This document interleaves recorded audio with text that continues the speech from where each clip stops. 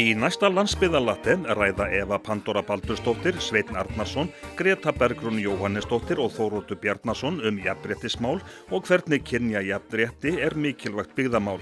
Atvinnumál kvenna og ólaunuð störf sem oft eru kynjuð verða einnig í brennidepli. Eftir opnun þeirra hefur konum á þessum aldri fjölgað 17% og börnum undir 10 ára hefur fjölgað 15%. Það hefur líka oft verið sagt að það sé konan sem að ráði búsetu.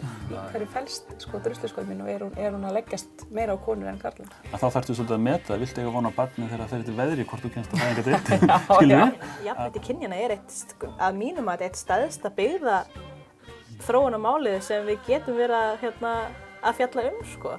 Landsbyggðarlatti hérna á N4 á mánudagskvöldum.